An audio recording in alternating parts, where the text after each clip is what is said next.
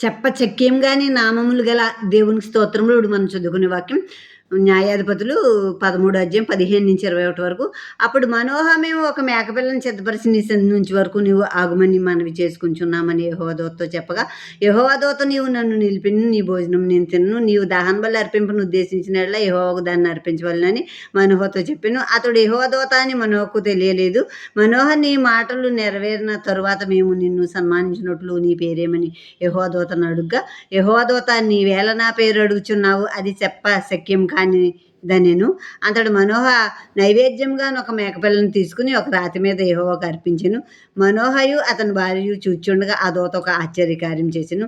ఎట్లనగా జ్వాలలు బలిపీఠం మీద నుండి ఆకాశమునకు లేచుండగా యెహోవా దూత బలిపీఠం మీదనున్న జ్వాలల్లో పరమునకు ఆరోహణమాయెను.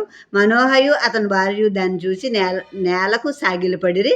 ఇక్కడ మనోహ భార్యకు దేవుని దూత దర్శనమివ్వటం, నువ్వు కుమారుని కంటావని చెప్పటం, ఆ భార్య వచ్చి మనోహకు చెప్పినప్పుడు మనోహకు మాకు మళ్ళీ ఒకసారి దర్శనమిచ్చి ఆ బిడ్డ ఎలాంటి వాడవుతాడో ఏంటో మాకు తెలియజేయి అన్నప్పుడు మనోహ ప్రార్థన దేవుడు ఆలకించినని ఉంటుంది మనకి. మనోహ ప్రార్థన దేవుడు అంటే మనం ఎవరం ప్రార్థన చేసి దేవుడిని అడిగినా దేవుడు ప్రార్థన ఆలకించేవారు. ఇప్పుడు ఆ భార్య మనోహతో చెప్తుంది, నాకు దర్శనంలో కనబడ్డా ఆయన పేరు నేను అడగలేదు, తన గురించి వివరం నాకు చెప్పలేదు అని చెప్పి అక్కడ అన్నప్పుడు, ఇప్పుడు మనోహ ప్రార్థన చేసినప్పుడు మనోహ ప్రార్థన ఆలకించి దేవుని దూత ప్రత్యక్షమై ఆ పుట్టబోయే శిశువు విషయంలో ఏమేమి జరిగించాలో అన్నీ ఆ దేవుని దూత చెప్పడం జరిగింది ఇక్కడ. అప్పుడు మనోహ అంటాడు, నేను ఒక మేకపిల్లని సిద్ధం చేసి నీకు భోజనం సిద్ధపరుస్తాను, భోజనం చేసి వెళ్దు కానీ అని దేవుని దూతతో మనోహ అన్నప్పుడు, నీవు పెట్టే ఆహారం నేను తిన్ను, నువ్వు ఏమన్నా నైవేద్యం దహన బలి సమర్పించాలంటే నువ్వు యెహోవాకే దహన బలిగా నువ్వు సమర్పించు అని చెప్పినప్పుడు మనోహ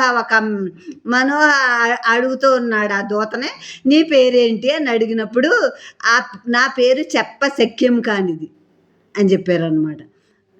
అంతకుముందు మళ్ళీ ఇప్పుడు నువ్వు చెప్పినవి జరిగాక మాకు బిడ్డ పుట్టాక నేను సన్మానిస్తాం మేము, నువ్వు మళ్ళీ మాకు కనబడాలి అని చెప్పి నీ పేరేంటని అడిగినప్పుడు అది చెప్పశక్యం కానిదని ఆ దూత చెప్పినప్పుడు ఒక రాతి మీద మేకపిల్లను దహన బలిగా దేవుడికి యెహోవా దేవుడికి మనోహ సమర్పించినప్పుడు ఆ దహన బలి జ్వాలలు పైకి వెళ్తూ ఉంటుండగా ఆ జ్వాలల్లోంచి దేవుని దూత పరలోకానికి ఆరోహణమైపోయాడు. ఇప్పుడు మనోహ వాళ్ళ భార్య సాగిలు పడిపోయి దేవునికి నమస్కారం చేశారు. మళ్ళీ తర్వాత ఎప్పుడు కూడా దేవుని దూత వాళ్ళకి కనబడలేదు. అంటే ఇప్పుడు నీకు నైవేద్యం నీకు పెడతామంటే దూతలకు కాదు నైవేద్యాలు ప్రార్థనలో, అసలు దేవుడికి ఆది దేవుడికే యేసుక్రీస్తు ప్రభు నామంలో ప్రార్థన చేయాలి. మనం ఆయనకే స్తుతులు చెల్లించాలి, ఆయనకే ధూపదీప నైవేద్యాలు వేయాలి ప్రార్థన రూపంలో.